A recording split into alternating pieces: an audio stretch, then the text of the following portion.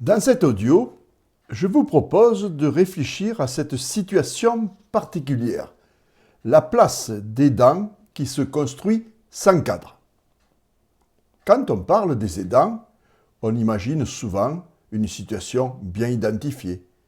Quelqu'un qui accompagne un proche malade, âgé ou en difficulté. Mais dans la réalité, la place des dents se construit rarement de manière aussi claire. Très souvent, elle s'installe progressivement. Il n'y a pas vraiment de début officiel. Un jour, on rend service, puis on aide un peu plus souvent, puis certaines responsabilités deviennent naturelles. Peu à peu, la personne devient un appui essentiel pour son proche. Et pourtant, cette place importante ne s'accompagne presque jamais d'un véritable cadre. Il n'y a pas de définition précise du rôle. Il n'y a pas vraiment de limite établie. Et bien souvent, l'aidant devient un pilier sans statut clairement reconnu. Tout d'abord, on va aborder la définition précise du rôle. Contrairement à d'autres rôles de la vie, celui d'aidant ne commence presque jamais par une date, un accord ou une reconnaissance claire. Il n'y a pas de premier jour identifié, pas de moment où l'on pourrait dire « à partir de là, je prends cette place ». Tout se met en place progressivement par ajustements successifs. On aide davantage, on est plus présent, on répond plus vite, on s'organise autour des besoins de l'autre. Mais rien n'est formalisé, rien n'est posé. Le rôle commence sans être nommé et c'est précisément ce qui le rend si difficile à cerner. Autre point, il n'y a pas de reconnaissance formelle. Cette absence de début clair s'accompagne souvent d'une absence de reconnaissance.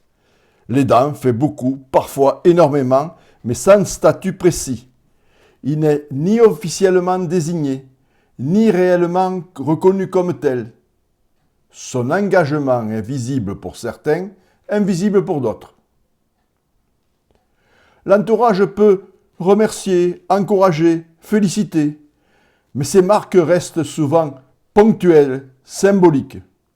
Elles ne traduisent pas ce que représente concrètement cette place au quotidien. L'aidant continue d'agir dans une forme de flou, entre dévouement personnel et responsabilité non dite. Cette absence de reconnaissance peut créer un malaise diffus. L'aidant ne se plaint pas. Il se dit que ce qu'il fait est normal. Et pourtant, il peut ressentir un décalage entre l'importance de ce qu'il porte et la place qui lui est réellement accordée. L'un des effets les plus marquants de cette place sans cadre est l'absence de limites claires. Puisque rien n'a été posé au départ, il n'y a pas de frontière évidente entre ce qui relève de l'aide possible et ce qui dépasse ce que l'aidant peut porter. Les demandes s'étendent, les besoins augmentent, les urgences se multiplient et l'aidant s'adapte encore et encore. Il fait de son mieux, il ajuste son emploi du temps, il renonce parfois à des moments pour lui, sans toujours en avoir pleinement conscience. Dire non devient difficile. Non parce que l'aidant ne vous le voudrait pas, mais parce qu'il ne sait plus où placer la limite. Où s'arrête l'aide normale? Où commence ce qui est trop? Sans cadre, chaque refus peut être vécu comme une faute, une défaillance, un abandon. Ainsi, l'aidant devient un pilier sans statut. Et pourtant, cette place est essentielle et ne s'accompagne d'aucun statut clair. L'aidant est à la fois incontournable et invisible. Il porte, mais sans reconnaissance formalisée. Il soutient, mais sans protection particulière. Il est là, mais sans espace pour dire que cela lui coûte. Cette contradiction est difficile à vivre. Être indispensable sans être reconnu, être central sans être soutenu, être présent sans cadre. Quelques exemples complets. concret. Prenons le cas d'un aidant qui accompagne un parent vieillissant. Il gère les rendez-vous médicaux, les démarches administratives, les imprévus du quotidien. Il est celui qu'on appelle en premier. Pourtant, lorsqu'il s'agit de décisions importantes, son rôle n'est pas toujours clairement reconnu.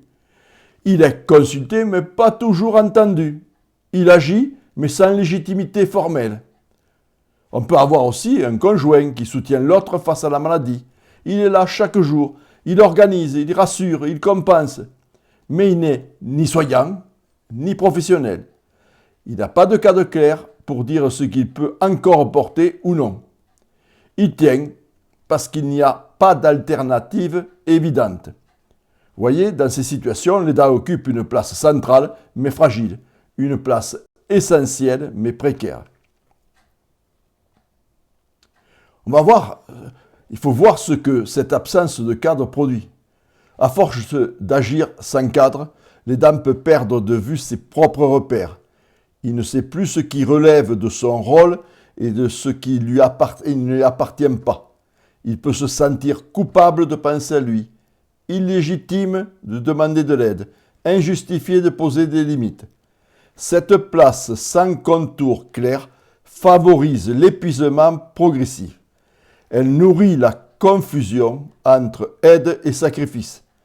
Elle empêche souvent de penser des relais, des ajustements, des partages de responsabilités. Mettre en lumière cette absence de cadre n'est pas une accusation.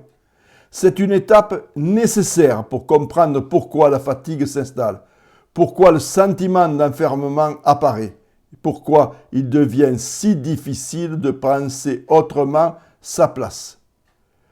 Tant que la place reste floue, tout repose sur l'aidant.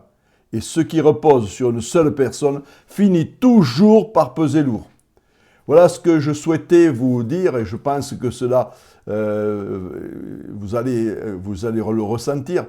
Bon, j'aimerais avoir vos commentaires et vous pouvez le faire dans la partie commentaires. Je vous souhaite un très bon courage.